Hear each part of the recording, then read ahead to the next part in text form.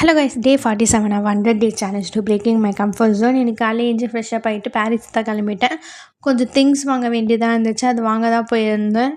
ஏன்னா இதுக்கப்புறம் லீவ் இல்லை, எனக்கு ஒர்க்கு உடம்பு சரியில்லாமல் இருந்ததுனால ஸோ வீட்லேயே இருக்கேன் அப்படின்னு கொஞ்சம் வெளியே போனால் தான் நாளைக்கு ஒர்க் போக முடியும்னு எழுந்து கிளம்பிட்டேன்.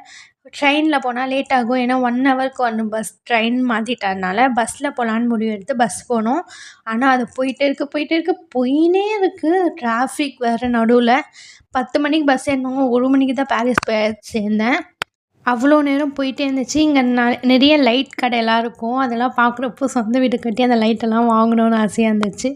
ஸோ அதெல்லாம் கொஞ்சம் பார்த்துக்கிட்டு அப்படியே ஒரு வழியாக போய் சேர்ந்துட்டோம். இந்த ஃப்ரிட்ஜ் வந்து 50 வருஷம் பழமையான ஃப்ரிட்ஜ் அப்படின்னு சொல்லிட்டு இருந்தாங்க. அது உண்மையாக பொய்யான்லாம் எனக்கு தெரியாது. அவங்க சொல்லிட்டு இருந்தப்போ நான் கேட்டேன், அதனால தான் சொல்கிறேன்.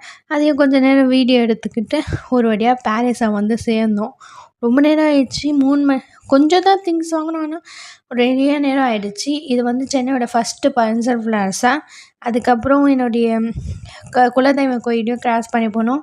அங்கே எப்போவுமே கூட்டமாக மட்டும்தான் இருக்கும். ஸோ அதை பார்த்துட்டு ஒரு பாதாம் மில்க் குடித்தா அவ்வளோ திக்காக இருந்துச்சு, அது அவ்வளோ நல்லா இருந்துச்சு. அதுக்கப்புறம் இங்கே இவரை பார்க்க போயிட்டு எனக்கு எதை வாங்குறது எதை விடுறதுன்னே தெரில. அங்கே வாங்கிட்டு அப்படியே தளபதி விஜயை கொஞ்ச நேரம் பார்த்துட்டு வீட்டுக்கு வந்தேன். அப்புறம் அம்மா கொலுசு வாங்கி கொடுத்தாங்க.